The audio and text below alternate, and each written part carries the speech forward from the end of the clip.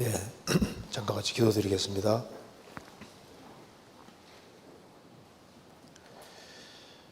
자비로우신 우리 아버지 하나님, 마땅히 형벌받을 수밖에 없는 저희들을 아무 공도 없이 값없이 구원해 주시고 주의 크신 은혜와 사랑 가운데 살게 해주시는 것을 감사합니다. 이 시간 주 성령께서 함께 해주시고 하나님의 말씀으로 우리 영혼을 환하게 비춰주시고 우리가 마땅히 어떠한 길을 걸어야 할지를 알 수 있도록 도와주옵소서. 역사의 마지막 시대를 살아가는 저희들에게 주님을 알게 해주시고 또 주 안에 살게 해주신 거기에는 주의 중요한 뜻이 있는 줄 압니다. 저희들의 마음을 항상 일깨워 주시고 주님의 복음과 주님 영광을 위해 살 수 있도록 도와주시고 인도해 주옵소서. 오늘 이 말씀이 우리 심령 깊이 새겨지도록 더 역사해 주시고 도와주옵소서. 또 앞으로 있을 학위 수양에 준비하는 그 모든 손길에도 함께해 주시고 많은 사람들이 구원함을 얻을 수 있도록 역사해 주시고 도와주옵소서. 또 해외 선교하는 선교사님들 가정마다 주님이 지켜주시고 또 영육간에 도와주셔서 주의를 하는데 조금 더 부족함이 없도록 도와주옵소서. 오늘 모든 시종 함께해 주시고 도와주시기를 간절히 의지하오며 우리 구주 예수 그리스도 이름으로 기도하옵나이다. 아멘. 예, 우리 성경 욥기 29장 찾겠습니다. 욥기 29장입니다. 예, 제가 몇 군데를 읽겠습니다. 29장 1절 788페이지입니다. 욥이 또 비사를 들어 가로되 내가 이전 달과 하나님이 나를 보호하시던 날에 지내던 것 같이 되었으면 그때에는 그의 등불이 내 머리에 빛이었고 내가 그 광명을 힘입어 흑암에 행하였었느니라. 나의 강장하던 날같이 지내었으면 그때에는 하나님의 우정이 내 장막 위에 있었으며 그때에는 전능자가 오히려 나와 함께 계셨으며 나의 자녀들이 나를 둘러 있었으며 버터가 내 발자취를 지키며 반석이 나를 위하여 기름 시내를 흘려내었으며 그때에는 내가 나가서 성문에 이르기도 하며 내 자리를 거기에 베풀기도 하였었느니라. 나를 보고 소년들은 숨으며 노인들은 일어나서 서며 방백들은 말을 참고 손으로 입을 가리우며 귀인들은 소리를 금하니 그 혀가 입천장에 붙었었느니라. 귀가 들은즉 나를 위하여 축복하고 눈이 본즉 나를 위하여 증거하였었나니 이는 내가 부르짖는 빈민과 도와줄 자 없는 고아를 건졌음이라. 망하게 된 자도 나를 위하여 복을 빌었으며 과부의 마음이 나로 인하여 기뻐 노래하였었느니라. 18절입니다. 내가 스스로 말하기를 나는 내 보금자리에서 선종하리라. 나의 날은 모래같이 많을 것이라. 네, 거기까지입니다. 예, 저희들이 지금 욥기를 계속 배우고 있습니다. 자, 오늘은 여기에 욥기 29장, 30장, 31장을 중심으로 해서 말씀을 드려보도록 하겠습니다. 욥기 29장, 30장, 31장은 참 중요한 말씀인데요. 왜냐하면 이 욥기를 29장, 30장, 31장 보면은 욥이 어떤 사람인지를 아주 가장 정확히 볼 수가 있기 때문입니다. 이제 욥이 새 친구의 격동을 받다 보니까 자기 속에 있는 얘기를 아마 다 끄집어낸 거라고 할 수 있습니다. 그러니까 감춰뒀다가 하도 격동을 당하니까 나는 잘못한 것이 없다고 하면서 이제 자기가 구체적으로 어떻게 살았는지를 얘기를 하고 있습니다. 그래서 욥기 29장, 30장, 31장을 이해하는 키는 29장은 내가 과거에는 이랬었다.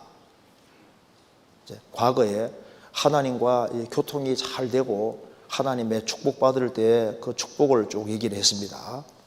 30장은 현재 지금 아주 어떤 고통을 받고 있는지를 말씀하고 31장은 내가 과거에 이렇게 살았었노라고 이제 적나라하게 얘기를 하고 있습니다. 그래서 이제 제가 먼저 요약을 잠깐 해드리고 말씀을 드리겠습니다. 자, 먼저 욥기 29장 한번 보시겠습니다. 29장은 이제 욥의 전성기를 말하고 있습니다. 욥기 29장을 이해하는 키는 그때라는 단어를 주의하면 되겠습니다. 여기 1절 욥이 또 비사를 들어 가로되, 비유를 들어 가로되 그 말입니다. 내가 이전 달과 하나님이 나를 보호하시던 날에 지니했던 그 같이 되었으면, 과거 해석하면서 내가 몇 달 전에는 정말 좋았었는데 이렇게 말하는 겁니다. 그러니까 욥이 고난 당한 것이 한 1년 안쪽일 겁니다. 길어도 한 1년 이상 안 될 거예요. 그러니까 이전 달처럼 됐으면 좋겠다. 몇 달 전만 해도 잘 나가던 욥이라고 얘기를 하고 있습니다. 그래서 여기에 그때라는 단어를 주의하면 되겠습니다. 3절 그때에는 몇 달 전만 하더라도 그 말입니다. 그때에는 그의 하나님의 등불이 내 머리에 빛이었고, 인생이 너무 밝았다는 겁니다. 내가 그 광명을 힘입어 흑암에 행하였었느니라. 하나님의 빛이 항상 자기를 비췄다는 거예요. 4절 나의 강장하던 날과 같이 지내었으면, 그 강장하던 날이라는 것은 쉽게 말해서 아주 전성기를 말하는 겁니다. 잘 나갈 때 전성기입니다. 그래서 내가 그 이전에 아주 굉장히 힘있고 강하던 날, 전성기입니다. 그때 같이 지내었다면은, 과거를 그리워하는 겁니다.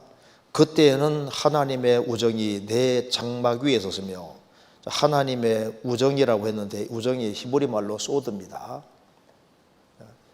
이걸 이제 비밀 회의라고도 번역한 것도 있고, 그리고 이제 교통회라고도 번역한 것도 있고, 하나님과 아주 친밀하게 지낸 걸 말합니다. 친밀하게 지냈고 하나님이 직접 이것저것을 많이 가르쳐 준 걸 얘기하고 있습니다. 그러니까 하나님과 친구처럼 친하게 지낸 겁니다. 그래서 그때는 하나님의 우정이 내 장막 위에 있었다. 그러니까 하나님과 아주 교통이 잘 되고 하나님의 축복 가운데 있었다는 겁니다.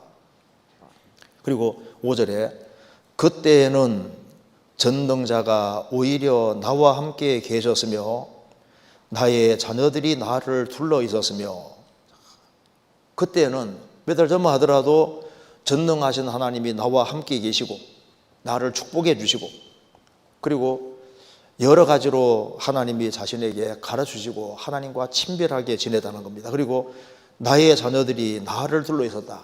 몇 달 전만 해도 10명의 자녀가 같이 있었잖아요. 10명의 자녀가 욥과 같이 있었는데 한꺼번에 다 죽게 됐잖아요. 몇 달 전만 해도 내가 잘 나갔었다 그 말입니다. 그리고 7절에 그때에는 내가 나가서 성문에 이르기도 하며 내 자리를 거리에 베푸기도 하였었느니라. 그 성문은 중요한 문제를 결정하는 곳이니까, 욥이 성문에 있었다는 것은 여러 가지 문제를 물어올 때 자신이 다 답을 해주고 지도적인 위치에 있었다는 겁니다. 그래서 8절에 나를 보고 소년들은 숨으며 노인들은 일어나서며, 그러니까 욥이 오면요 다 사람들이 고개를 숙이고 욥을 존경하고 높였다는 거예요. 그리고 9절에 방백들은 말을 참고 손으로 입을 가리우며 귀인들은 소리를 그만이 그 혀가 입천장에 붙었었느니라. 그 자신이 말하면은 다 말을 잘 듣고 다 굽신굽신대고, 욥이 아주 굉장히 존중받는 상태를 얘기하고 있습니다. 그러면서 욥은 자신은 빈민한 사람들, 가난한 사람들, 고아들, 과부들 이런 사람들을 많이 도와주고 그렇게 했기 때문에 자기는 참 인생이 평탄할 거라고 생각했다는 겁니다. 그래서 뒤에 보면은 18절에 내가 스스로 말하기를 나는 내 보금자리에서 선종하리라. 그러니까 선종하리라는 것은 편안하게 죽을 것이다. 인생은 참 이렇게 이 상태로 좀 평탄하게 살면서 참 아주 좋은 죽음을 맞이할 거라고 이렇게 생각했다는 겁니다. 그리고 나의 날은 모래같이 많을 것이다. 내가 최대한 장수하면서 인생 마무리를 잘 할 거라고 이렇게 생각했다는 거예요. 여기 우장은 이제 해석하는 키가 그때는 그랬었는데 이제 갑자기 상황이 돌변했다는 겁니다. 30장 보시겠습니다. 30장 1절. 30장에는 이제란 단어를 주의하면 됩니다. 1절. 그러나 이제는 나보다 젊은 자들이 나를 기롱하는구나. 놀리는구나. 조롱하는구나. 그들의 아비들은 나의 보기에 나의 양떼 지키는 개 중에도 둘만하지 못한 자니라. 이제는 욥이 영락하니까 10명의 자녀가 갑자기 다 죽어지요. 재산 전체가 날아가고 욥은 몸이 병들어서 아주 구더기들이 기어다니고 아주 형편없는 상태가 됐으니까 이제는 나보다 젊은 자들이 나를 기롱하는구나. 9절입니다. 이제는 내가 그들의 노래가 되며 그들의 조롱거리가 되었고 그들은 나를 미워하여 멀리하고 내 얼굴에 침뱉기를 주저하지 아니하나니.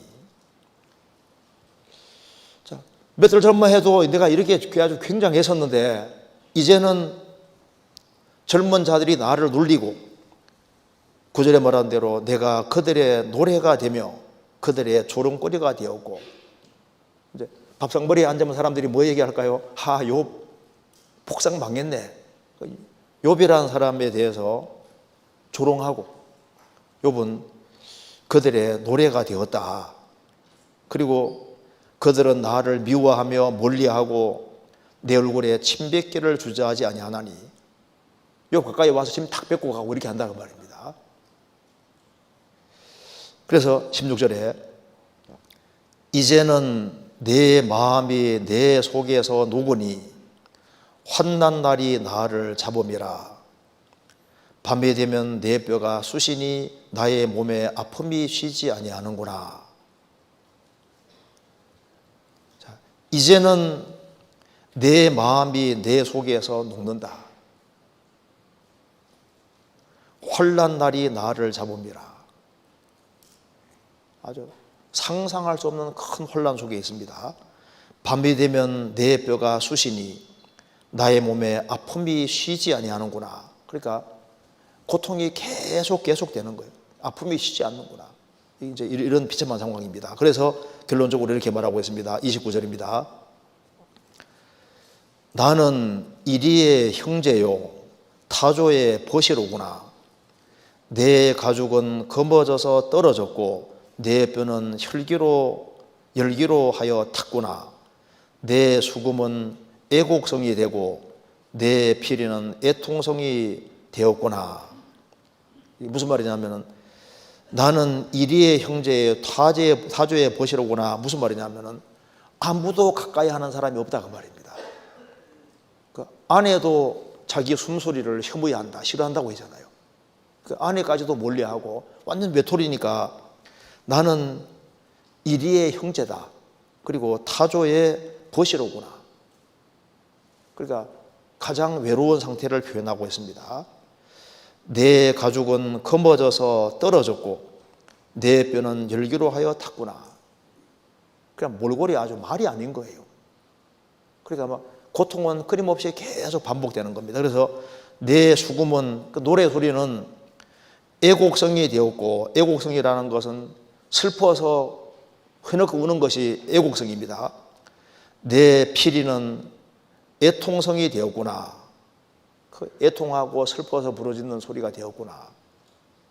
이런 아주 엄청난 고통 속에 있습니다. 그러니까 30장은 이제는 현재 상황을 말하고 있지 않습니까? 그러면서 이제 31장에서는 그러면 내가 이런 엄청난 고통을 받았는데 이런 고통받은 짓을 내가 했느냐 하면서 욥이 참다 나 죄 없다고 했는데 계속 죄가 있다고 이제 새 친구가 밀어붙이니까 그럼 내가 얘기해 볼까 하면서 내가 자신이 어떻게 살아왔는지를 쭉 얘기를 하고 있습니다. 그러면서 31장은 핵심 키가 언제 내가 과거에 너희들이 죄 지었다는데 내가 언제 그런 적 있냐 하면서 이제 자신이 과거에는 이제 이렇게 살았다고 하면서 자기의 결백성을 주장하고 있습니다. 31장 5절입니다. 언제 나의 행위가 허탄하였으며 내 발이 괴혈에 빨랐던가. 그리하였으면 내가 공평한 저울에 달려서 하나님이 나의 정직함을 아시게 되기를 원하노라. 그러니까 내가 언제 나의 행위가 거짓되었던가, 내 발이 괴물에 거짓에 빨랐던가. 내 발로 너희들이 자꾸 나보고 죄 지었다고 하는데 내 발이 언제 악한 곳으로 달려갔었느냐. 그렇다면은 하나님의 공평한 저울에 달려서 하나님이 나의 정직함을 아시게 되기 원하노라. 하나님 앞에서 나는 악한 곳에 간 적 없다. 발을 얘기했습니다. 그 다음에 7절입니다. 언제 내 걸음이 길에서 났던가, 내 마음이 내 눈을 따라갔던가, 내 손에 더러운 것이 묻었던가. 내가 언제 내 걸음이 하나님 원하시는 길에서 나타나던가, 내 마음이 언제 내 눈을 따라갔던가. 내 마음도 흐트러지지 않았다는 겁니다. 내 손에 더러운 것이 묻었던가, 내 발과 내 손은 깨끗하다. 나 잘못 없다고 이제 확실하게 이제 변명하는 겁니다. 9절. 언제 내 마음이 여인에게 유혹되어 이웃의 문을 엿보아 기다렸던가. 그리하였으면 내 처가 타인의 매를 돌리며 타인과 더불어 동심하는 것이 마땅하니라. 내가 결혼했는데 아내가 있는데 내가 언제 내 마음이 여인에게 유혹되어서 이웃의 문에 엿보아 기다렸던가. 나 딴 마음 품은 적도 없다. 그랬다면 내 처가 다른 사람과 더불어 동심하는 것이 마땅하다. 이렇게. 그리고 여기 이제 처음에는 발을 얘기하고 손을 얘기하고 내 마음도 나는 발랐다고 지금 얘기를 하고 있습니다. 그래서 행동과 마음이 발랐다고 얘기하고 있죠. 그 다음에 16절을 보시겠습니다. 내가 언제 가난한 자의 소원을 막았던가, 과부의 눈으로 실망케 하였던가. 그러면서 나 이웃에게 아무 잘못한 거 없다. 내 가난한 사람의 소원을 내가 막은 적도 없고, 과부의 눈으로 실망케 한 적도 없고, 나만 홀로 식물을 먹고 고아에게 먹이지 않았던가. 그런 적이 있느냐? 난 그런 적도 없고, 실상은 내가 젊었을 때부터 고아를 기르기를 그의 아비처럼 하였으며 내가 모태에서 나온 후로 과부를 인도하였었노라. 내가 이웃을 정말 나는 내 몸처럼 사랑하려고 했던 것이 맞지 않느냐, 이렇게 살아왔다는 겁니다. 그리고 그 다음에 19절에 내가 언제 사람이 의복이 없이 죽게 된 것이나 빈궁한 자가 덮을 것이 없는 것을 보고도 나의 양털로 그의 몸을 더욱게 입혀서 그로 나를 위하여 복을 빌게 하지 아니하였던가. 그러니까 욥은 이웃 사랑하기를 내 몸같이 하려고 정말 했다는 것을 얘기를 하고 있습니다. 그리고 이제 24절에 내가 언제 금으로 내 소망을 삼고 정금들어 너는 내 의뢰하는 바라 하였던가. 언제 재물의 풍부함과 손으로 얻은 것이 많음으로 기뻐하였던가. 욥이 말하기를 나는 하나님 기대고 사는 사람인지 재물을 기대고 산 사람이 아니다. 내가 언제 금이 많이 쌓인다고 해서 금을 내가 의지하고 금으로 내 소망을 삼고 정금들어 내는 금들어 야 너는 내가 의뢰하는 바라 내가 재물에 기댔더냐? 나는 재물에 기댄 적도 없고 그리고 언제 재물의 풍부함과 손으로 얻은 것이 많음으로 기뻐하였던가. 뭐 재물이 많다고 해가지고 내가 그거 가지고 기뻐하더냐? 그러니까 주신 자도 하나님이시고 취하신 자도 하나님이니까 그러니까 주실 때도 그대로 받고 또 나갈 때도 한 문제 안 삼았다 했지 않습니까? 그리고 욥은 돈이 많이 들어온다고 해서 풍부하다 해서 그것 때문에 뭐 기뻐하고 그렇게 안 했다 그 말입니다. 그런 하나님으로 소망을 삼고 하나님으로 기뻐하고 살았다고 얘기를 하고 있습니다. 그리고 26절에 언제 태양의 빛남과 달의 명랑하게 운행되는 것을 보고 내 마음이 가만히 유혹되어 손에 입을 맞추었던가. 그러니까 태양은 달은 하나님 만드신 피조물이기 때문에 하나님 자기는 우상 숭배 안 했다고 지금 얘기를 하고 있는 겁니다. 이 고대 사회에는 보통 태양신, 달신 그런 섬기잖아요. 욥은 나는 우상 숭배 안 했다 그 얘기를 지금 하고 있습니다. 그리고 29절에 내가 언제 나를 미워하는 자의 멸망을 기뻐하였으며 그의 재앙 만남을 인하여 기운을 뽐내었던가. 욥을 미워하는 사람이 있는데 그 사람이 넘어지고 멸망할 때 내가 원수가 넘어질 때 내가 기뻐하였느냐? 나를 그렇게 대적하던 사람이 재앙을 만날 때 그놈 잘되다 하면서 기운을 뽐내었던가? 난 그런 적도 없다 그 말입니다.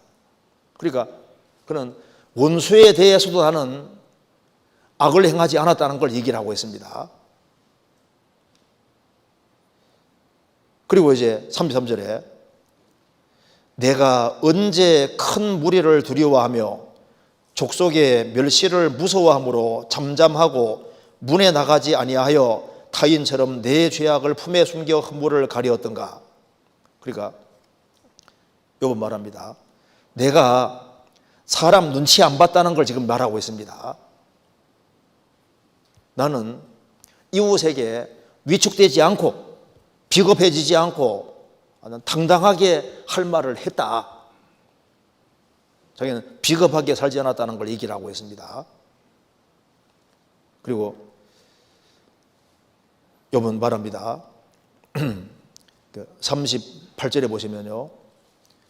언제 내 토지가 부러지져 나를 책망하며 그 일항이 일시에 울었던가.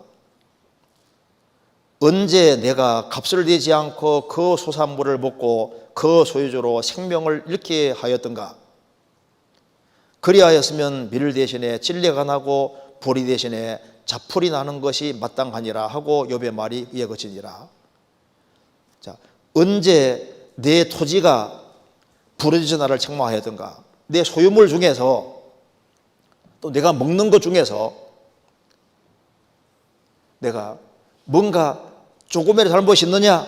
불의한 것이 없었다. 이렇게 얘기를 하고 있습니다. 그래서 내 토지가 야, 네 남의 땅 왜 뺏었냐 하고 토지가 부러지는 그런 일이 없다 그 말이에요. 저는 항상 정당하게 성실하게 해서 벌었고 그렇게 해서 먹고 살았기 때문에 토지가 또 우리 집안에 있는 물건 중에 이 물건은 왜 남의 물건인데 너희 집에 있느냐 이런 식으로 물건이 부러지고 토지가 부러지고 내가 먹고 마시는 그 모든 것이 내게 부러지는 그런 것이 없었다 이렇게 얘기를 했습니다. 그러니까 욥은 뭘 말하고 있습니까? 자신과 관련해서 이웃과 관련해서 자기 소유물 관련해서 원수와 관련해서 나는 아무 잘못이 없다. 그러면서 이제 욥이 결론을 내리고 있습니다. 이렇게 말하고 있습니다. 35절입니다. 누구든지 나의 변백을 들을지니라. 나의 서명이 여기 있으니 전능자가 내게 대답하시기를 원하노라. 오죽하면 이 말 하겠어요. 자, 내가 이렇게 살아왔다. 내가 언제 그렇게 했냐 하면서 이제 할 수 없이 자기 얘기를 다 한 겁니다. 그래서 내가 이렇게 말했는데 내가 서명할 수 있다는 겁니다. 이렇게 살았다고 딱 서명하는 거예요. 자, 그러니까 전능자가 대답하기를 원하더라. 정말 대단한 사람이죠. 그래서 이제 욥이 이 과거에 내가 하나님하고 참 이게 잘 지내고 하나님의 큰 은혜 속에 살아왔는데 지금은 아주 비참하게 됐는데 새 친구가 이제 계속 이제 격동시키니까 야, 나 그런 적 없다고 하면서 이제 자신이 너희들이 내가 죄 지었다는데 근데 언제 그러냐, 언제 나는 과거에 이렇게 살았다. 이게 내 서명이라고 딱 얘기했잖아요. 그러니까 욥이 아주 이제 참 사람으로는 참 훌륭한 사람이라고 알 수 있습니다. 우리 시대에 이런 사람 찾기가 참 어려울 거 아니에요. 하나님께서도 욥은 의인이라고 정말 하나님 앞에서 정말 신실하게 살은 대표적인 사람이라고 할 수 있습니다. 그래서 우리 오늘 좀 생각해 볼 것은 이런 훌륭한 삶을 살았던 욥에게도 엄청난 고난이 왔잖아요. 욥은 말했습니다. 나는 이렇게 주 안에서 신실하게 살아가니까 나는 29장 18절에 나는 선종하리라. 내 편안하게 죽을 거다. 이 상태로 계속 이렇게 갈 거라고 생각했는데 갑작스런 예기치 못한 고난이 찾아온 거예요. 그러니까 이렇게 욥처럼 욥기 31장에 말한 대로 이렇게 아주 철저하게 바르게 말씀대로 살아가려고 노력하는 이 모든 사람에게도 예상치 못한 고난이 올 수 있다는 것을 얘기하고 있습니다. 자, 그래서 오늘 제목은 고난의 어두운 밤에 어떻게 처신할 것인가 이런 걸 좀 생각해 보려고 합니다. 제가 먼저 개요를 잠깐 말씀드리고 간단하게 말씀드리겠습니다. 먼저 특별히 이제 예상치 못한 큰 고난이 올 때 주의해야 될 것 좀 있습니다. 욥도 이제 예상치 못한 고난이 오니까 자기도 의도하지 못하게 이렇게 실언을 하고 잘못된 발언 같은 걸 하거든요. 특별히 어려울 때 조심해야 될 것이 있습니다. 그리고 이제 어려움을 당할 때는 과거가 그립기도 하잖아요. 내가 옛날 같이만 됐으면 좋겠다. 옛날에는 잘 나갔는데 그 정도만 됐으면 좋겠다. 그런데 사실은 내게 큰 잘못이 없는 상태에 예상하지 못하는 큰 어려움이 오면요, 우리 생각할 때는 그전처럼 됐으면 좋겠다 생각하죠. 그런데 그전처럼 되는 게 아니라 그전보다 훨씬 좋게 되도록 이 프로그램이 되어 있는 겁니다. 또한 욥은 이렇게 엄청난 재앙을 당했는데 하나님 응답이 없잖아요. 오랫동안 기다려도 답이 없습니다. 하나님은 침묵하고 대답이 없는 거예요. 그런데 대답이 없는 침묵이 사실 응답이거든요. 응답. 그러니까 하나님이 오랫동안 답해 주지 않는 그것이 사실은 그게 응답이라고. 응답 중에 하나가 답해 주지 않는 것이 응답이라니까요. 때가 될 때까지는 답을 안 해주는 그것도 응답이니까 기다릴 줄 알아야 되는 겁니다. 그리고 큰 어려움 같은 걸 당할 때 그래도 항상 생각해야 될 것이 뭡니까? 하나님은 주권자다. 모든 걸 컨트롤하고 있는 분이 주님이시라는 걸 그걸 확고하게 생각해야 됩니다. 그래서 하나님은 낮에 하나님인 동시에 밤에 하나님도 되는 거예요. 하나님은 겨울도 만드셨지만 봄도 만드시고 봄, 여름, 가을, 겨울을 만드셨잖아요. 인생에 봄만 있는 게 아니라 겨울도 하나님 만들어 놓으신 겁니다. 그러니까 모든 것의 주권자가 하나님이라고 생각해야 되고, 그리고 이제 이렇게 내가 생각한 것과 상황이 다르게 엮이면은 자꾸 하나님이 변하지 않았냐 이런 생각할 수 있는데요. 우리 시대는 포스트 트루스 시대라고 하지 않습니까? 그러니까 이제 참된 진리 자체는 없다고 생각하는 시대인 거예요. 세상이 아무리 변해도 하나님은 절대 안 변합니다. 그래서 불변하는 법칙이라는 게 있는 거예요. 그래서 사필을 기종으로 하게 되어 있습니다. 결론은 불 보듯이 뻔한 거예요. 내리막길이 있으면 오르막길이잖아요. 골짜기에 있으면 산도 있습니다. 그러니까 신앙생활에 법칙이라는 것이 있는데 왜 법칙이 있냐 하면 하나님이 계셔서 법칙이 있는 거예요. 그잖아요. 왜? 하나님은 안 변하니까 하나님이 행하시는 것도 항상 동일한 원칙 속에 행하시는 겁니다. 그래서 특별히 어려움을 당할 때 이거보다 더한 어려움이 와도 나는 감당하겠다는 각오 같은 것이 필요하다니까요. 그런 내가 너무너무 어려운데 죽으면 죽으리라는 각오를 갖고 살아가는 것이 훨씬 더 현명한 길에 속한다는 겁니다. 그리고 어떤 경우에도 고난이 심해지면 고난 때문에 정신이 없거든요. 그래도 정신 차려야 됩니다. 그러니까 목적을 어떤 경우에도 잃지 않으려고 노력해야 됩니다. 자, 이런 내용을 한번 같이 생각을 해보겠습니다. 자, 먼저 이제 이런 큰 고난을 당할 때 사람은 속에 있는 게 드러나게 되고 자기가 미처 예상치 못한 것이 자꾸 드러나게 되는 거예요. 그러니까 우리가 불순물이 있어도 잘 모를 수 있는데 어려움이 주어질 때 속에 있는 게 다 드러나잖아요. 욥도 고난 당할 때 하지 말아야 될 말을 자기도 모르게 하게 됐습니다. 때로는 생일도 저주하게 되고, 그리고 원망하는 말도 하게 되고, 그리고 이런 말까지 하지 않습니까? 욥기 30장 1절을 보시겠습니다. 1절. 그러나 이제는 나보다 젊은 자들이 나를 기롱하는구나. 자, 나보다 젊은 자들이 나를 놀리고 조롱하니까 욥은 뭐라 했습니까? 그들의 아비들은 나의 보기에 나의 양떼 지키는 개 중에도 둘만하지 못한 자니라. 이게 욥이 할 말입니까? 아무리 이제 젊은 자들이 이제 조롱하고 놀린다 해가지고 그다음에 그들의 아비는 나 보기에 나의 양떼 지키는 개 중에도 둘만하지 못한 자니라. 하나님의 형상대로 지음받은 인간을 말해도 이렇게 말하는 건 너무 심하잖아요. 그러니까 이런 말을 너무 심하면요 하지 말아야 될 말을 하게 된다니까요. 지나친 표현을 하게 되는 거예요. 그래 이런 거 조심해야 되는 겁니다. 욥기 17장 보세요. 17장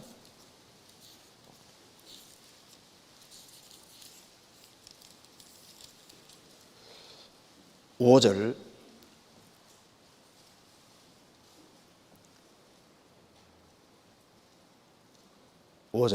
친구를 지적하여 해를 받게 한 자의 자식들은 눈이 멀지니라. 욥이 뭐라 했어요? 욥의 새 친구에게 말하기를 친구를 지적하여 해를 받게 한 자의 자식들은 눈이 멀지니라. 욥이 할 말은 아니잖아요. 욥기 31장에서 내가 언제 잘 살았다고 얘기했지 않습니까?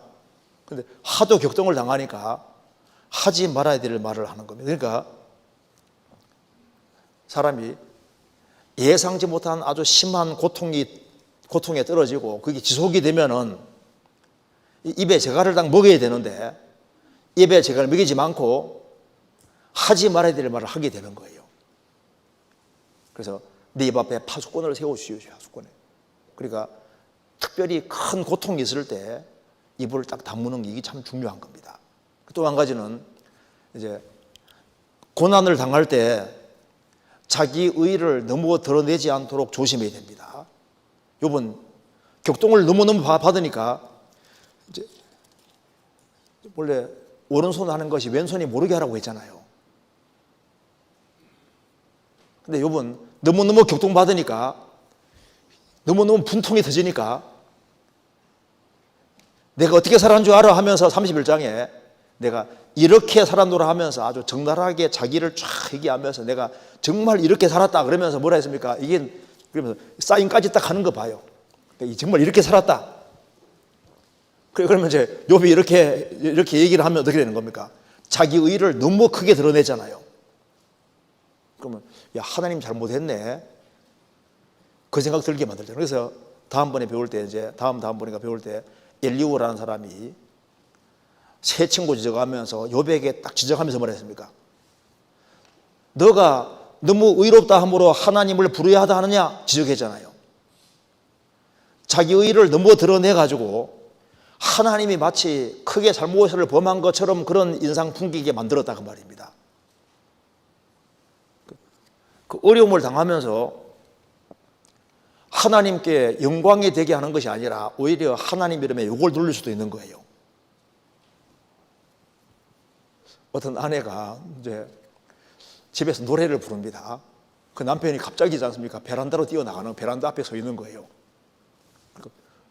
당신 내 노래 소리가 싫어. 아니 동네 사람들이 싸운다고 할까봐. 무슨 말입니까? 목소리가 너무 큰데 목소리가 너무 악쓰는 것처럼 보이니까 남편이 때린다고 착각할까봐 베란다 밖에 나와 있다고. 이쪽엔 노래하는데 이쪽에는 이웃은 오해할 수도 있잖아요. 우리 살아가는 가운데 자기를 너무 부각시키는 것은 항상 조심해야 될 하는 겁니다. 어떤 경우에 욥은 항상 자기가 주 안에서 어떻게 살아간 것에 대해서 비밀을 고이고이 간직하고 있었잖아요. 그런데 이게 이제 너무 고통받으니까 자기 속에 있는 얘기를 다 끄집어내잖아요. 다 끄집어내잖아요. 근데 이런 것이 사실은 합당하지 않은 겁니다. 합당하지 않은 겁니다. 그래서 욥의 세 친구가 이제 친구에게 교통받아 이렇게 얘기하니까 엘리후가 그럼 너는 의롭고 하나님은 불의하시냐? 이렇게 지적을 딱 했잖아요. 그리고 또 한 가지는 이제 이 고난을 받을 때 마음에 틈이 생기기가 쉽습니다. 그래서 성경에 마귀로 틈을 타지 못하게 하라고 말씀했는데 만사가 너무 형통하고 잘 돼갈 때도 마귀가 틈탈 수 있는데 너무 어렵게 될 때도 마귀가 틈탈 수 있는 거예요. 그래서 마귀가 틈타지 않도록 주의해야 됩니다. 그래서 자기 문제에 집중하다 보면은 마땅히 생각할 것을 잊게 되는 거예요. 그래서 고난받을 때 틈이 생깁니다. 틈이 생기면 마귀가 맹공격을 퍼부을 수 있는 거예요. 그거 조심해야 되는 겁니다. 그리고 또 한 가지는 뭐냐면은 이 고난, 주님 뜻 가운데서 고난받을 때 하나님에 대해서 부정적인 이미지를 갖지 않도록 조심해야 됩니다. 왜? 만사가 형통하고 잘 될 때는 하나님 내 편이라고 생각하다가 나는 잘 살았는데 큰 어려움과 고통이 주어지니까 하나님이 나를 왕따시키고 나를 따돌리고 나를 미워한다고 이렇게 생각하는 그 생각은 정말 착각인 거예요. 그래서 어려움을 당할 때 하나님에 대한 부정적인 생각을 삼가야 되는 거예요. 내가 진리 가운데 바르게 행할 때 주님이 이제 고난 같은 거 줄 때 그게 얼마나 큰 축복이고, 그래서 우리가 신앙생활 잘하는 가운데 고난 받으면 이게 얼마나 큰 축복인 줄 아세요? 그리고 주님 앞에 갔을 때 내가 고난 받을 때 주님을 의지하고 잘 살았다고 할 때 그게 얼마나 주님 앞에 떳떳하고 영광이 되겠어요. 나는 이런 고난 중에도 잘 살았습니다 하고 고백할 수 있다면 얼마나 큰 축복이 되겠습니까? 그리고 사람이 이제 고난 당하게 되면은 자기가 힘든 것 때문에 자신을 왜 부르셨는지 그 목적 같은 걸 잊어먹을 수 있는 거예요. 자, 욥기 29장 보시겠습니다. 29장 1절입니다.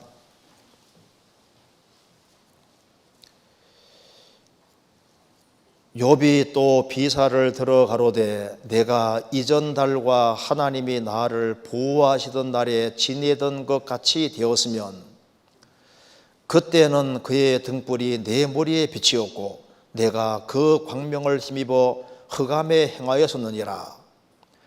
나의 강장하던 날과 같이 지내었으면 그때는 하나님의 우정이 내 장막 위에 있었으며 그때는 전능자가 오히려 나와 함께 계셨으며 나의 자녀들이 나를 둘러 있었으며. 자, 욥은 이제 과거를 회상합니다. 자, 욥과 같이 이런 큰 고난을 받을 때 누구든지 고난 있기 전 과거를 보통 회상하고 그리워하게 될 거 아니에요. 참 과거는 좋았는데 과거처럼 됐으면 좋겠다. 그런데 보세요. 불순종의 길을 걸어가다가 막심한 고난을 받을 때 과거를 과거처럼 됐으면 좋겠다는 생각에도 불순종하는 속에서 이 고통을 받을 때 이제 자기가 죄 지은 것을 괴로워하면서 후회해도 그전처럼 가기가 안 쉽습니다. 보통 이제 이 죄 가운데 살아갈수록 인생이 이렇게 밑으로 하락하게 되는 거예요. 어쨌든 간에 죄를 지은 경우는 일단은 그전보다 좋게 되기는 안 쉽습니다. 그죠? 왜? 징계라는 게 따르게 되는 거니까. 그런데 하나님 앞에서 큰 죄를 지은 것이 아닌데 어려움 같은 걸 당할 때는 이게 상황이 다릅니다. 죄를 짓고 정말 돌이킬 경우에 주님이 이제 더 귀하게 사용하는 경우는 있지만은, 그렇지만은 징계는 감수해야 되는 거지 않습니까? 그런데 큰 잘못을 범한 것이 아닌데 막심한 고난 같은 것에 떨어지면은 우리 생각할 때는 그전처럼 이전처럼 그때처럼 되면 좋겠는데, 그런데 그때처럼 되는 정도가 아니라 틀림없이 더 좋은 길로 가도록 되어 있습니다. 이건 법칙이거든요. 이건 틀림없는 겁니다. 그래서 내가 내리막길을 걸어간 것보다 훨씬 더 창대케 하는 건 그건 법칙에 속하는 거예요. 그러니까 욥은 이전 그때처럼 되면 좋겠다, 그때처럼 되는 것이 아니라 그때보다 훨씬 상상할 수 없을 만큼 더 확 높아지잖아요. 이건 법칙에 속하기 때문입니다. 성경 시편 71편입니다. 시편 71편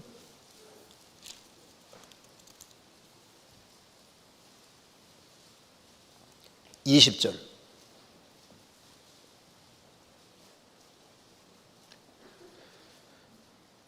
(852페이지입니다) 우리에게 많고 심한 고난을 보이신 주께서 우리를 다시 살리시며 땅 깊은 곳에서 다시 이끌어 올리시리이다. 나를 더욱 창대케 하시고 돌이키사 나를 위로하소서. 우리에게 많고 심한 고난, 많은 고난, 심한 고난을 보이신 주께서 우리를 다시 살리시며 땅 깊은 곳 다시 이끌어 올리시리이다. 그 정도가 아니라 나를 더욱 창대케 하시고 돌이키사 나를 위로하소서. 요셉은 17살 나이에 10명의 형들의 미움받아서 애굽으로 내려가잖아요. 갑자기 그냥 종이 되고 비참하게 됐습니다. 그럼 요셉 뭐 생각했을까요? 아버지하고 같이 살았을 때 그때 행복을 꿈꾸면서 그 정도만 됐으면 좋겠다, 이런 생각했을 거 아니에요. 나중에 13년 지나서 애굽의 총리가 되고 이제 자녀를 둘 낳습니다. 첫 번째 자녀가 뭐라 했습니까? 자녀를 낳고서 므낫세, 에집트에서 13년 동안 고생한 고생을 잊게 하셨다. 므낫세가 잊게 하셨단 말이잖아요. 그 다음에 에브라임 낳고 뭐라 했습니까? 에브라임은 창성, 그 말입니다. 내가 이렇게 13년 동안 고난 받았는데 주님이 이것을 바꾸어서 아주 창성, 에집트에서 아주 크게 만들어 주지 않습니까? 요셉은 나는 그때 17살 때 그 아버지와 친하게 지냈던 그때를 꿈꾸고 소망하고 그 정도만 됐으면 좋겠는데, 그 정도가 아니라 므낫세, 에브라임 이렇게 되는 거잖아요. 욥도 지금 이런 고통 속에서 이전에 그 상태가 됐으면 좋겠다. 근데 그 상태가 아니라 훨씬 더 높은 곳으로 올라가는 길이, 그게 바로 고난이라는 거예요. 성경 사무엘하 22장 찾겠습니다.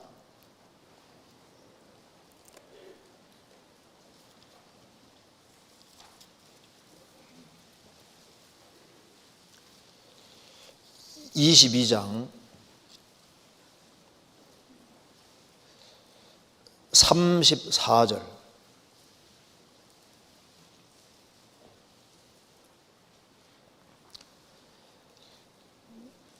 나의 발로 암사슴 발같게 하시며 나를 나의 높은 곳에 세우시며, 다윗이 말했습니다.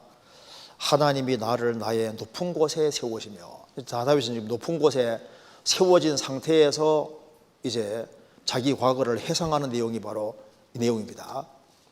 이제 사울과 싸워 승리한 이후에 이제 그 높은 위치에 서서 왕인 상태에서 지금 자기 인생을 바라보면서 얘기하고 있습니다. 내가 어떻게 돼서 이 높은 곳까지 이르게 됐을까 하면서 얘기를 하는 거예요. 여기 22장 5절입니다. 사무엘하 22장 5절. 사망의 물결이 나를 애우고 불의의 창소가 나를 두렵게 하였으며 음부의 줄이 나를 두르고 사망의 울무가 내게 이르러도다. 다윗의 인생은 하나님께 기름 붓고 난 이후에 10년 이상을 정말 인생이 아주 깊은 골짜기를 다녔습니다. 그래서 자기가 10년 이상 고통받은 것을 5절 6절로 표현하고 있습니다. 사망의 물결이 나를 애워싸고, 그러니까 다윗은 죽을 만한 상황을 많이 겪었습니다.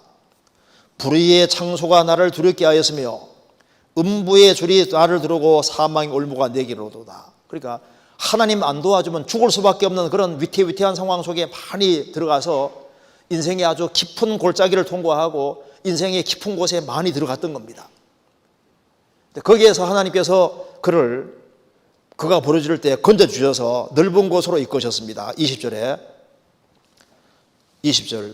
또 나를 또 넓은 곳으로 인도하시고 나를 기뻐하심으로 구원하시도다.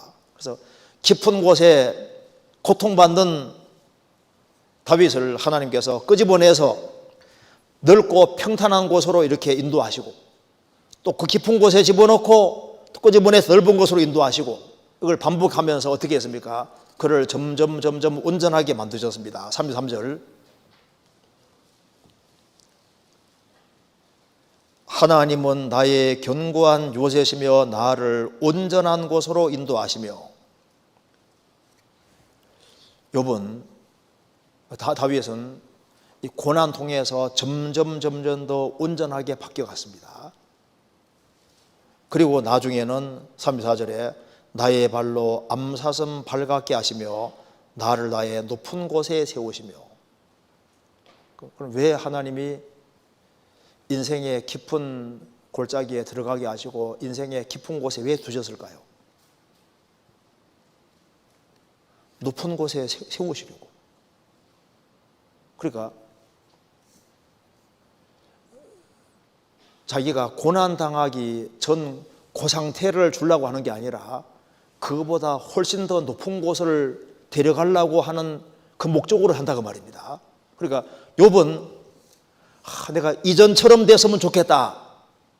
그래서 주님은 이전처럼 되는 것보다 더 좋은, 더 훌륭한 욥을 만들고 더 큰 축복을 주려고 주님께서 심한 고난을 허락하시는 거예요. 그잖아요. 그러니까 주님 뜻 가운데 고난받는 모든 사람들은 어떻게 생각이 되냐면은 황당한 어떤 고통과 어려움이 주어지고 이런 거 주어질 때 그게 하나님의 후한 대접이라고 반드시 믿어야 되는 겁니다. 하나님이 사람을 대접하는 방법이 뭐냐 하면은 더 고생시키는 것이 하나님의 방법에 속하는, 이게 특별한 방법입니다. 시편 13편입니다.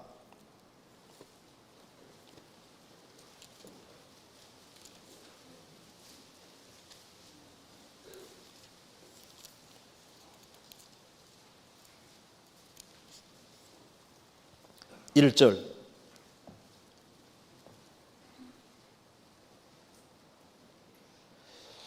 여호와여 어느 때까지니까 나를 영영히 잊으시나이까?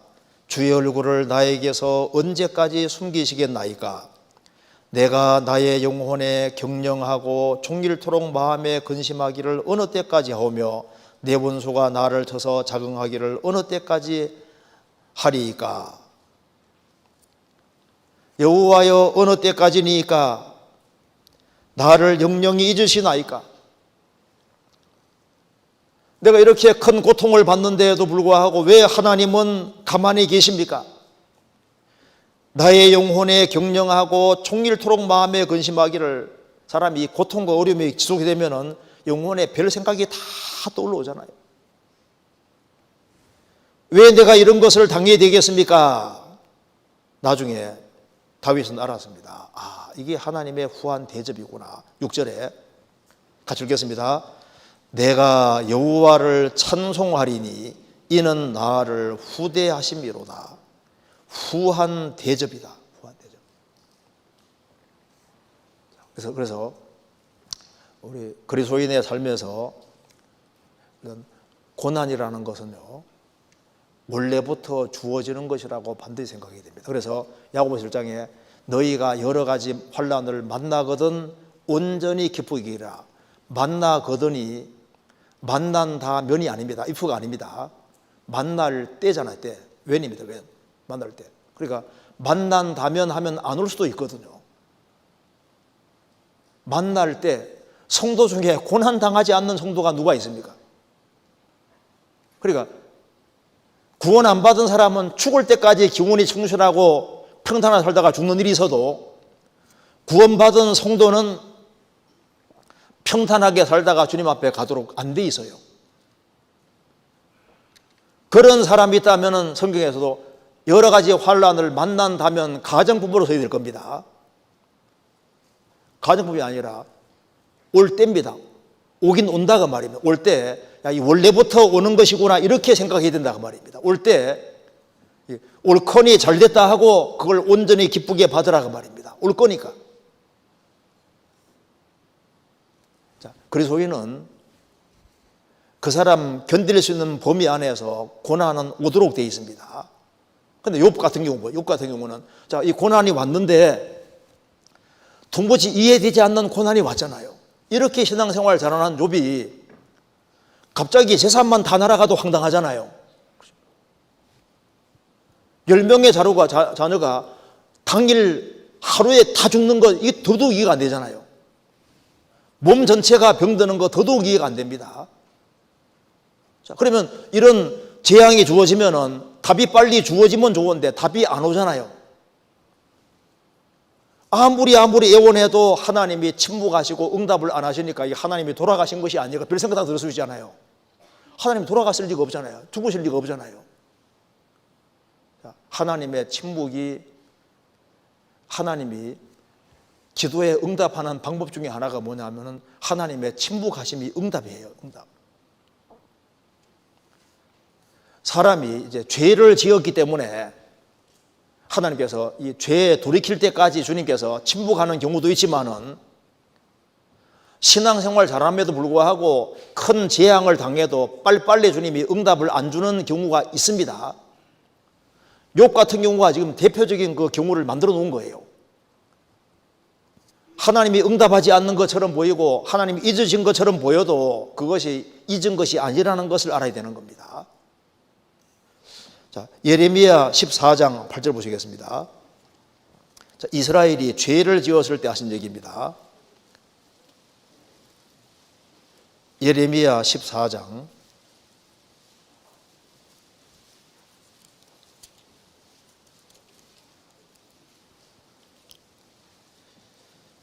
8절 1073페이지입니다.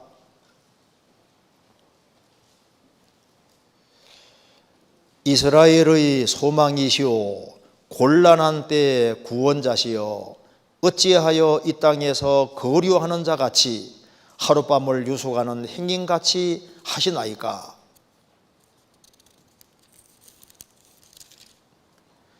9절 어찌하여 놀라 벙벙하는 자 같으시며 구원치 못하는 용사 같으시니까. 여호와여 주는 오히려 우리 중에 계시고 우리는 주의 이름으로 일컬음을 받는 자요니 우리를 버리지 마옵소서. 이스라엘이 주 안에서 신실하게 바르게 살아갈 때는 하나님께서 구원하는 용사같이 앞장서서 싸워주시고 막 도와주시고 하셨는데 이스라엘 민족이 큰 죄 가운데 빠지고 죄에 안 돌이키니까 하나님께서 이스라엘이 고통을 받아도 가만히 계시는 거예요. 그래서 예레미야는 말합니다. 하나님 어찌하여 이 땅에서 거류하는 자같이 하룻밤을 유숙하는 행인같이 하시나이까. 나그네는 이웃집이 고통받을 때 불보듯이 보고 있잖아요. 자기 일이 아니니까. 이스라엘이 고통받아도 하나님은 나그네처럼 지나가는 행인처럼 가만히 관망하고 계시기만 합니까? 어찌하여 놀라 벙벙하는 자 같으시며 구원치 못하는 용사 같으시니까. 그렇게 능력이 많은 하나님께서 왜 침묵하고 계시는 겁니까? 돌이키게 하려고 주님께서 고통받는 걸 하러 가시는 거예요. 그런데 신앙생활을 잘해도 고통이 올 수 있고 고난이 올 때 하나님이 빨리빨리 이걸 해결해 주면 좋은데 빨리빨리 해결 안 해주고 침묵하잖아요. 왜 침묵하실까요?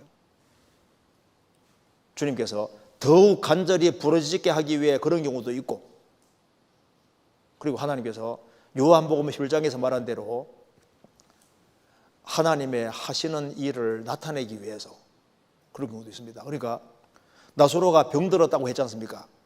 병들어 죽게 되었다고 했는데 죽을 때까지 내버려 뒀잖아요. 그래서 이제 무덤에 가 있는지 나흘입니다. 썩어 냄새 날 때까지 기다리다가 나중에 가서 죽은 나사로 살리셨잖아요. 그러니까 왜 하나님이 지연시켰냐면은 그 나사로를 통해서 하나님 영광을 더 크게 드러내기 위해서 일부러 이틀 더 유하시고 지연하는 일이 있습니다. 그리고 봐요, 나사로가 죽기 전에 가서 고치는 것과 죽고 난 다음에 아예 이제 무덤에 들어가 있는지 나흘이죠. 나흘 썩어서 막 냄새가 나는 그때 살리면 어느 게 더 큰 영광이 됩니까? 완전히 죽어서 냄새 날 때 살리면 더 큰 영광이 되잖아요. 그러니까 하나님의 영광을 더 드러내기 위해서 응답이 지연될 수 있는 겁니다. 그러니까 나사로가 죽어갈 때 그 마리아와 마르다 얼마나 애가 탔겠습니까? 예수님 좀 더 빨리 오셨으면 우리 오라비가 안 죽었을 텐데요. 주님은 그 도움 요청을 듣고도 빨리 움직이지 않고 더 시간 여유 가지고 더 기다리고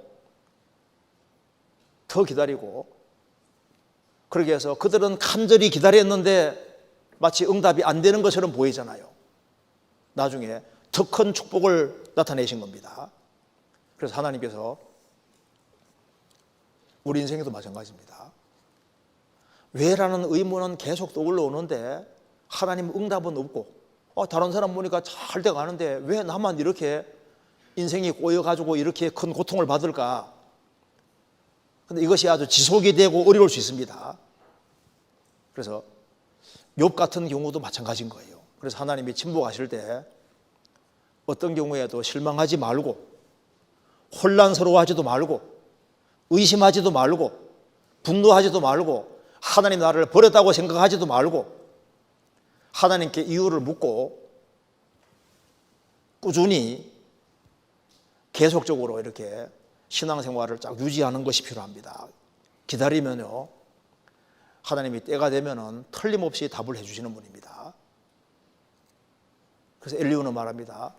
이런 고통과 어려움 속에서도 하나님을 찬송하기를 잊지 말아라 이렇게 부탁을 하잖아요.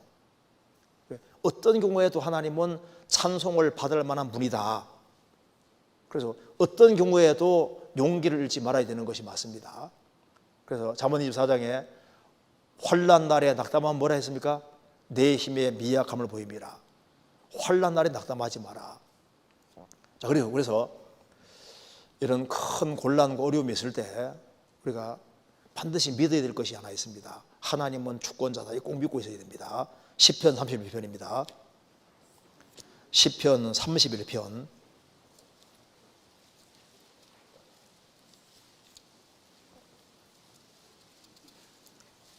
15절. 제가 먼저 5절 읽고 15절은 제가 읽고 15절은 같이 읽겠습니다. 5절. 내가 나의 영을 주의 손에 부탁하나이다. 진리의 하나님 여호와여 나를 구속하셨나이다. 15절 같이 읽겠습니다. 내 시대가 주의 손에 있사오니 내 원수와 핍박하는 자의 손에서 나를 건지소서. 다윗은 말했습니다. 내가 나의 영을 주의 손에 부탁하나이다. 진리의 하나님 여호와여 나를 구속하셨나이다. 값을 지불하고 사셨나이다. 우리 구원받은 모든 사람은 영혼을 주님 손에 부탁한 사람들입니다. 자, 영혼을 주의 손에 부탁한 사람들은 15절을 이거 암송하다시피 마음속에 새겨둘 필요가 있습니다. 내 시대가 주의 손에 있사오니. 내가 구원받은 그날부터 주님 앞에 가는 그날까지 내 인생의 시대는 주님 손바닥 안에 있습니다. 근데 이게 중요한 말은 주의 손이란 말이에요. 주의 손. 주의 손이 어떤 손입니까? 주의 손가락으로 만드신 달과 별들을 내가 보오니, 주의 손가락으로 만드신 달과 별들을 내가 보오니. 밤에 기록한, 밤에. 시편 4편 다윗이 밤에 기록한 겁니다. 그러니까 여기 주님이 손가락으로 시편 이제 8편에도 나오는데요. 자, 여기 손가락으로 만드신 달과 별들.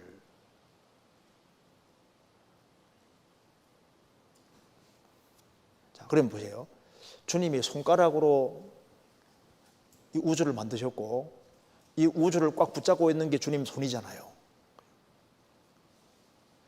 예레미야 18장에는 이스라엘 백성들을 말하면서 이스라엘아, 토기장이 손에, 그릇이 토기장의 손에 있는 것처럼 너희들은 내 손 안에 있느니라. 지구상의 각각의 나라도 하나님 손 안에 있습니다. 그렇죠? 한국이란 나라도 하나님 손 안에 있고, 우리 개인도 하나님 손 안에 있는 거예요. 구원받은 사람은 하나님 손 안에 있습니다. 그래서 내 시대는 주의 손에 있사오니, 욥의 시대도 하나님 손 안에 있는 거예요. 손 안에. 그러니까 왜? 하나님은 주권자이기 때문에 우리 인생은 하나님의 손바닥 안에 움직이는 거예요. 그래서 하나님은 주권자이기 때문에 예수님 말씀했습니다. 참새 2마리가 한 아소린에 팔리는 것이 아니냐. 그러나 너희 아버지께서 허락지 아니하시면 그 하나라도 땅에 떨어지지 아니하리라. 참새 1마리도 하나님 뭐라고 하시면 안 떨어진다고 했습니다. 그러니까 하나님은 모든 것을 컨트롤하고 모든 걸 주장하시는 주장자이기 때문에 내 시대가 주의 손에 있습니다. 내 인생의 시대는 주님 손에 있습니다. 그래서 내 인생은 주님 손 안에 있다는 사실을 확실하게 믿을 수 있는 사람은 어떤 상황에서도 감사할 수 있습니다. 잠언 16장 4절에도 말한 대로 하나님께서 온갖 것을 그 시험에 적당하게 지으셨나니 악한 자도 악한 날에 적당하게 하셨느니라. 그러니까 내 주변에 있는 모든 사람도 모든 상황도 하나님 허락하심 속에서 다 되어진 겁니다. 내 시대는 주의 손에 있습니다. 그렇기 때문에 로마서 8장 28절을 우리가 믿을 수 있는 거예요. 하나님을 사랑하는 자, 곧 그 뜻대로 부르심을 입은 자들에게는 모든 것이 합력하여 선을 이루느니라. 하나님을 사랑하는 자, 곧 그 뜻 가운데 부르심을 입은 사람들은 모든 것이, 모든 상황이 어우러져서 선을 이루느니라. 모든 상황이 엮어져서 보이지 않는 선을 이루고 뜻을 이루는 거예요. 더 나은 곳으로 가는 과정에 속하는 것이 맞다 그 말입니다. 내 시대가 주의 손에 있사오니, 이걸 확실하게 믿는 사람은 이렇게 됩니다. 11절, 내가 모든 대적으로 말미암아 욕을 당하고 내 이웃에게는 심히 당하니 내 친구가 놀라고 길에서 보는 자가 나를 피하였나이다. 내가 잊어버린 바됨이 사망한 자를 마음에 두지 아니함과 같고 파기와 같으니이다. 내가 무리의 비방을 들어오며 사방에 두려움이 있나이다. 저희가 나를 치려 의논할 때 생명을 빼앗기로 꾀하였나이다. 그 다음 같이 읽겠습니다. 그러하여도 여호와여, 그러하여도 나는 주께 의지하고 말하기를 주는 내 하나님이시라 하였나이다. 그러하여도 무슨 말이에요? 이런 황당한 상황이 벌어져도 그 말입니다. 아무 잘못이 없는데 많은 대적이 생기고 대적으로 해서 욕을 당하고 이웃에게 심히 당하고 이제 완전히 부서진 거로처럼 그 완전히 다른 사람들이 전혀 관심을 안 기울이는 외톨이가 되는 거예요. 이런 비참한 상황, 그러하여도 나는 주께 의지하고 말하기를 주는 내 하나님이시리다. 욥도 마찬가지입니다. 이런 황당한 상황이 벌어져도 그러하여도 나는 주는 내 하나님이다. 그렇게 말을 했습니다. 10절에 내 생명은 슬픔으로 보내며 나의 해는 탄식으로 보내며, 여기 해가 영어로는 이얼제입니다. 원어에도 복수로 되어 있는데 나의 해들은 그 말입니다. 내 생명은 슬픔으로 보내며 나의 해는 탄식으로 보내며, 다윗이 오랫동안 정말 얼마나 고통을 많이 받았습니까? 그러하여도 나는 주께 의지하고 말하기를 주는 내 하나님이시다. 그래서 이 환난 속에서 정말 얼마나 확실한 신앙을 갖고 있는지를 보여주지 않습니까? 그래서 하나님의 주권을 꼭 믿어야 됩니다.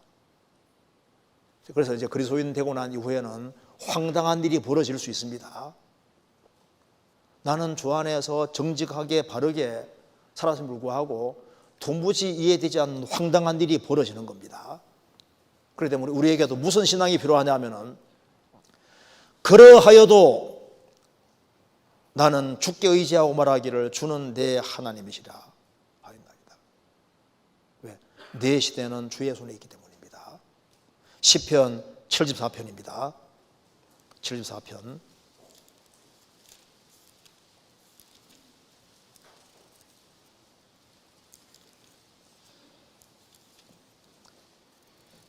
74편 16절입니다.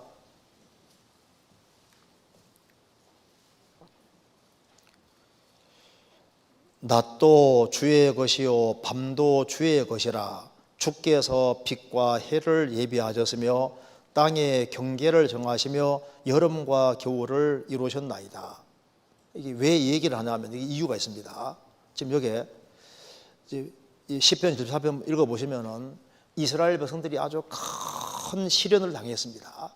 1절에 보시면은 하나님이여 주께서 어찌하여 우리를 영원히 버리시나이까? 어찌하여 주의 치시는 양을 향하여 진노의 연기를 바라시나이까? 옛적부터 얻으시고 구속하사 주의 기업의 지파로 삼으신 주의 회중을 기억하시며 주의 거하신 시온산도 생각하소서. 영구히 파멸된 곳으로 주의 발을 드집소서. 원수가 성소에서 모든 악을 행하였나이다. 5절 저희는 마치 도끼를 들어 살림을 베는 사람 같으니이다. 7절 주의 성소를 불살하며 주의 이름이 계신 곳을 더럽혀 땅에 엎었나이다. 저희의 마음에 이르기를 우리가 그것을 진멸하자 하고 이 땅에 있는 하나님의 모든 회당을 불살하나이다. 바벨론이 이스라엘 쳐들어와서 이스라엘 사람들을 아주 무자비하게 죽이고 예루살렘 성전을 불질러 버렸잖아요. 바벨론 포로 잡혀갔습니다. 이스라엘에게 뭐가 온 겁니까? 큰 밤이 온 거예요. 시편 기자는 말했습니다. 이스라엘에게 왜 이렇게 큰 밤이 왔을까? 이 밤 속에서 이제 부르짖는 겁니다. 하나님이여 주께서 어찌하여 우리를 영원히 버리시나이까? 왜 밤을 주셨습니까? 이렇게 부르짖으면서 시편 기자가 깨닫는 것이 있는 거예요. 아, 그렇구나. 16절에 낮도 주의 것이요 밤도 주의 것이라. 주께서 빛과 해를 예비하셨으며.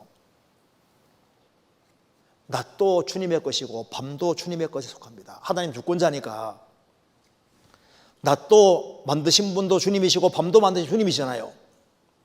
이스라엘이 에집트에서 430년 살면서 얼마나 고통받았습니까? 밤이 먼저 오고 뭐가 왔습니까? 출애굽이란 낮이 왔잖아요. 이스라엘이 바벨론 포로 잡혀가서 7천년 동안 지렁이같이 비참하게 됐고 이스라엘 역사에 큰 밤이 왔는데 그 다음에 어떻게 됐습니까? 바벨론 해방이란 낮이 왔잖아요.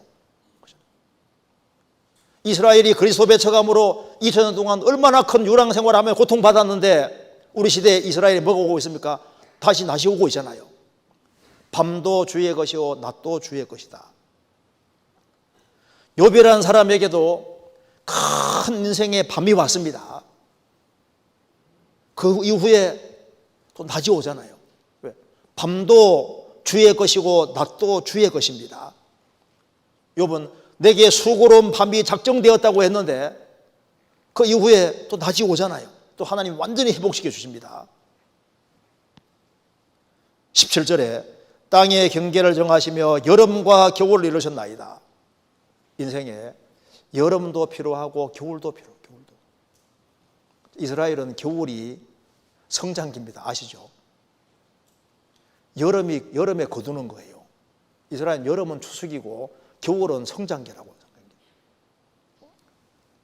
그러니까 우리 인생에도 겨울이 사실은 뭐냐 하면은 겨울이 신앙 성장기예요. 겨울에 많이 자랍니다. 인생의 밤에 많이 자라도록 이렇게 프로그램이 돼 있어요. 그래서 욥은 하나님께서 겨울을 주시고 여름이란 결실을 주시는 겁니다. 욥에게 밤이 왔지만은 하나님께서 다시 낮을 주셨잖아요. 그러니까 뭘 믿어야 되냐면은 세상이 아무리 바뀌어도 하나님은 절대 변하는 분이 아니라는 겁니다. 말라기 3장에 말씀하기를 나 여호와는 변혁지 아니하나니 그러므로 야곱의 소나 너희가 소멸되지 아니하느니라. 하나님은 변혁지 않는다. 하나님은 바뀌는 분이 아닙니다. 세상이 아무리 바뀌어도 하나님은 안 바뀝니다. 항상 동일하신 하나님으로 있습니다. 하늘도 땅도 다 낡아지고 망하지만은 주님은 여상하시고 여전하시고 변함이 없으십니다. 세상 너무 많이 바뀌었습니다. 요즘 신문대로 거둔다 하면 잘 안 맞아요. 왜? 대박 나는 사람들이 많이 생기잖아요. 그죠? 뭐 공부 열심히 한다고 뭐 이렇게 성실하게 살아가지고 이렇게 되는 것보다 머리 잠깐 돌려가지고 막 잘 되는 경우 많잖아요. 그러니까 세상 보면은 막 헷갈리게 돼 있는 시대가 우리 시대입니다. 그런데 세상이 아무리 헷갈려도 하나님은 안 바뀝니다. 하나님은 변하지 않고 인생 본성도 변하지 않고 하나님은 사람을 다뤄가는 모든 것도 절대 변하지 않습니다. 하나님 성품이 안 바뀌어요. 이를 행하시는 원칙이 안 바뀝니다. 그렇기 때문에 하나님은 구원받은 사람에게 그 사람을 더 훌륭한 사람으로 만들기 위해서는 어쩔 수 없이 하나님은 이건 하나님 방법이기 때문에 고난을 통과하도록 하나님 만드시는 이게 하나님 방법이에요. 그리고 하나님이 축복해 주시는 통로는 고난이라는 걸 통해서 축복을 주시도록 프로그램을 만들어 놓으신 거라고요. 이건 불변입니다. 세상이 많이 변했습니다. 제가 한번 읽어드릴게요. 얼마나 많이 바뀌었는지 봅시다. 가는 말이 고와야 오는 말이 곱다. 옛날 말이잖아요. 요즘 뭐라 그러죠? 요즘은 가는 말이 거칠어야 오는 말이 곱답니다. 좀 많이 바뀐 거 맞죠? 돌다리도 두들겨보며 건너라.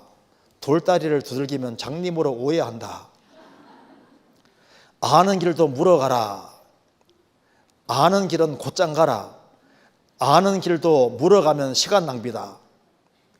아는 길을 물어가면 더 헷갈린다.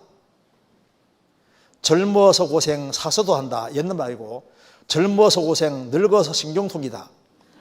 가는 고생하지 않는 길을 택하라는 거예요. 많이 바뀌었죠. 하늘이 무너져도 솟아날 구멍이 있다. 하늘이 무너져도 지하도가 있다. 엉뚱한 소리 많이 하는데요. 세상이 많이 바뀌었지만 하나님은 안 바뀝니다. 그래서 우리 어떤 각오를 가져야 되냐 하면은 내가 어려움이 주어지면은 이거보다 좀 더 큰 어려움이 와도 감수해야 되겠다는 그런 각오가 필요합니다. 요게 예레미야 12장 찾겠습니다. 주님이 이렇게 말씀해 주셨습니다. 예레미야 12장 1절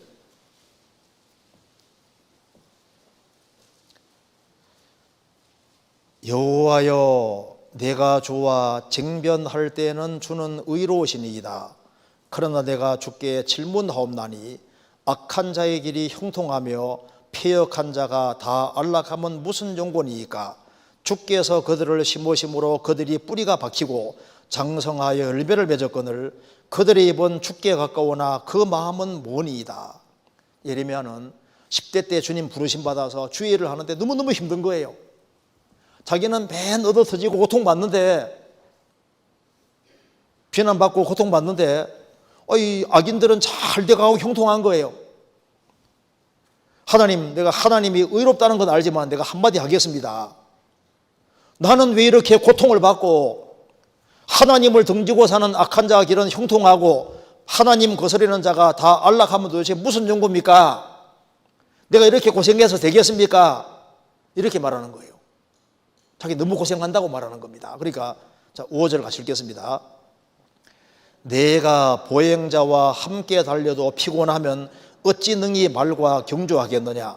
내가 평안한 땅에서는 무사하려니와 요단의 창길한 중에서는 어찌하겠느냐? 하나님 말씀했습니다. 이제 혹될라다가 혹 붙인 격입니다. 너가 지금 보행자, 맨발로 달리는 사람과 함께 달려도 피곤하게 생각하면은 너 잠시 후에는 말하고 경주해야 되는데 말하고 경주할 때는 어떻게 하겠느냐? 너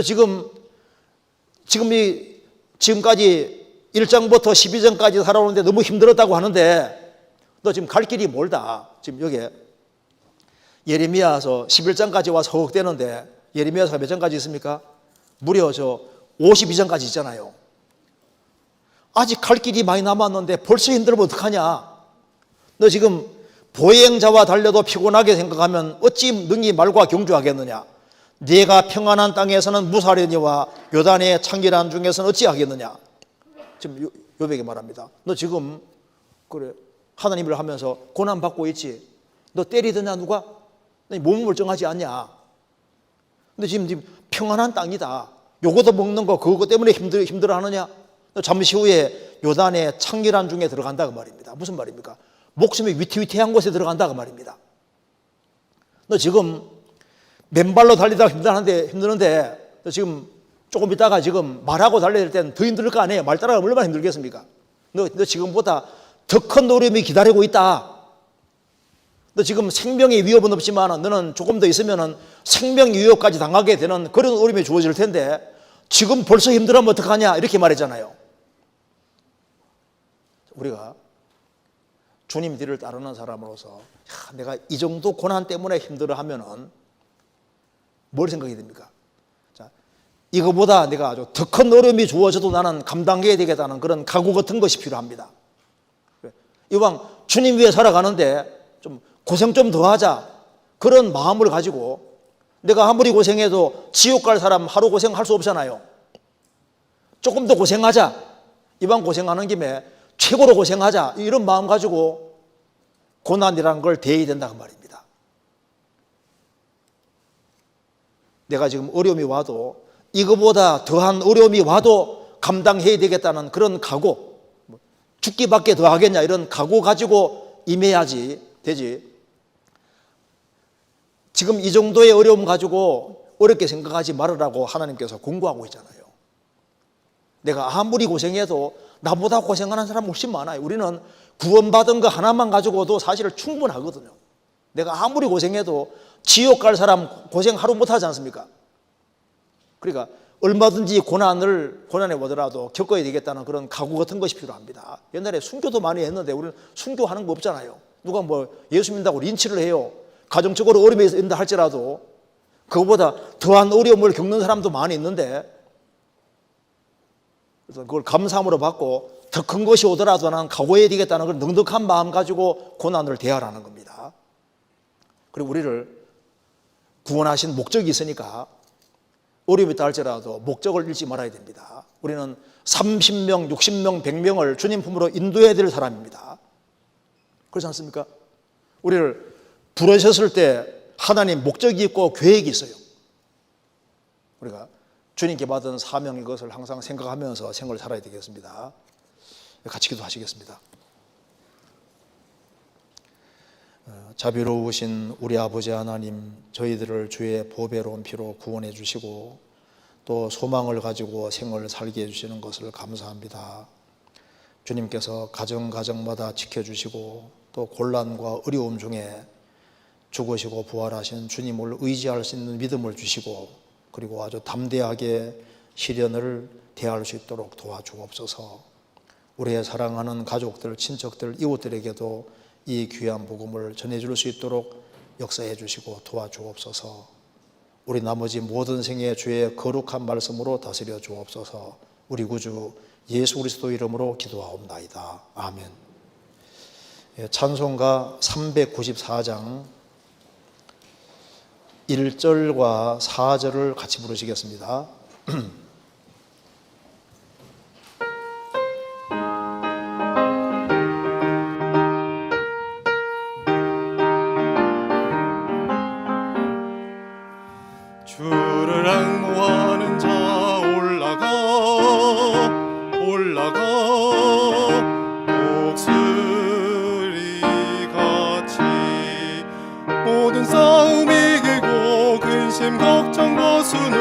올라가 올라가